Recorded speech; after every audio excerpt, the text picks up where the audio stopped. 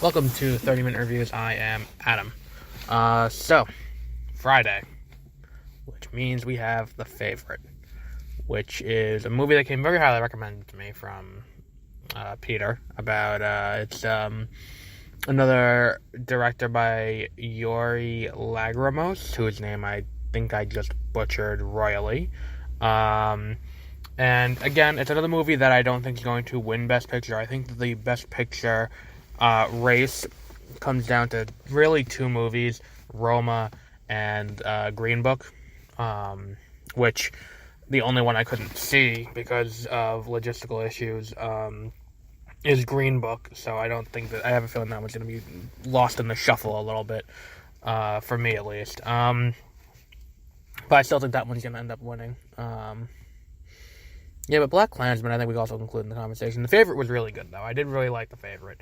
It's a dark comedy about a woman who gets a job working for the Queen of England, and she and her other aide, confidant, I forgot what the exact title they used for her was, get into a fight over who's going to be the favorite of the Queen and who's going to have that spot in the inner circle. And also they're having an affair with the Queen. So we have number one, the movie has strong performances all around, from Olivia Colman, who plays the Queen, Rachel Weisz, who plays the woman who she's having the affair with before. I think her name was Abigail Combs. But then there was, then there's Abigail's appearance, who is Emma Stone, and all three of them play off of each other very well. And there are very few scenes where all three of them are in the same scene together. Nicholas Hoult, who is pretty good as an actor. He gets utterly wasted in the X-Men movies, typically, but he does a pretty good job in this, as he did in Mad Max Fury Road. And he plays like a lord who's like running a war between them and France. And it's a very dark comedy where it's like everyone's trying to, deal with the Queen, who is like flighty, I think would be the best way to define her character. She's trying to deal with She has an injury early on in the movie, or an illness. I forgot which one it is. I watched the movie like 5 days ago at this point, so it's a little bit fuzzy. Then there's they're all trying to deal with the Queen. But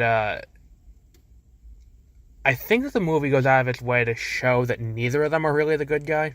Neither Abigail or neither Abigail or Rachel Weisz's character, whose name may actually be Abigail, but I don't remember what her name is.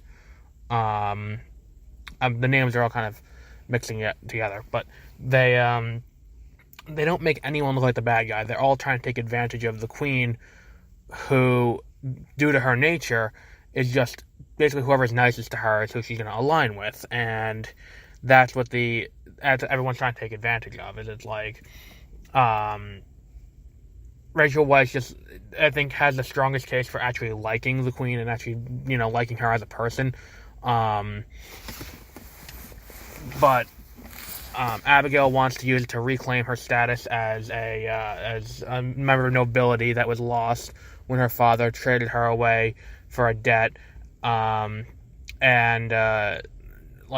everyone else is trying to do it so they can get their way with the war with France. And quite honestly, her best moment is when she kind of like not snaps out of it, but like kind of deals with the She kind of like overcomes her nature and makes a decision that's not being pushed around by other people, because that's another thing she's kind of like, she's very easily, not manipulated, that's the wrong way to put it, but she's very easily swayed.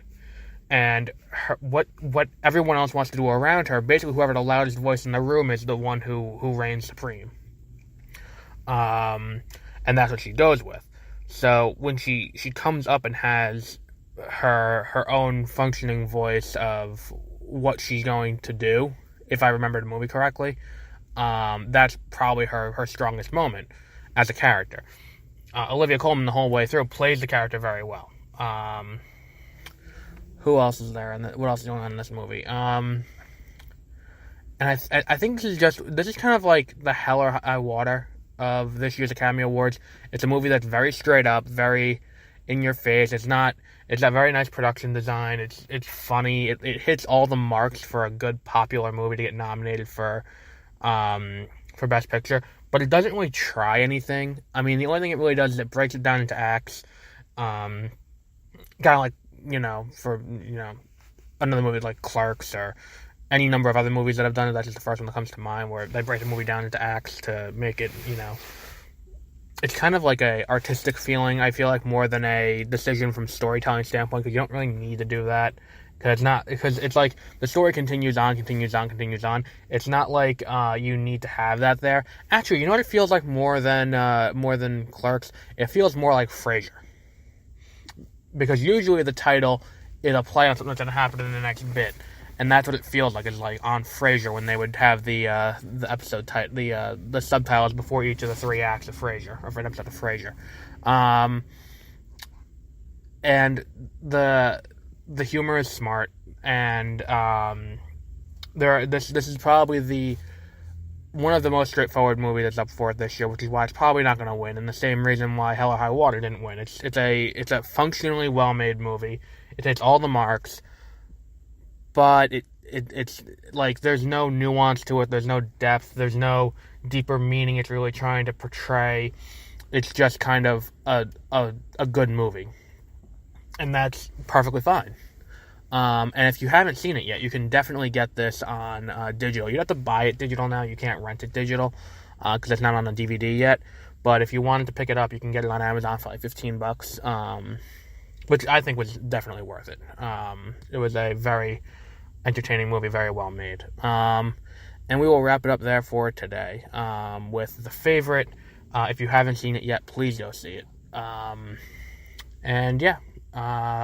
We'll be back tomorrow with Into the Spider-Verse, The Incredibles 2, and we'll have Sunday, Black Panther. And then we're going to go back to movies that have already come out and aren't nominated for Best Picture. The next movie we're going to do after that is going to be mid-90s. Have a great rest of your day. We'll be back tomorrow.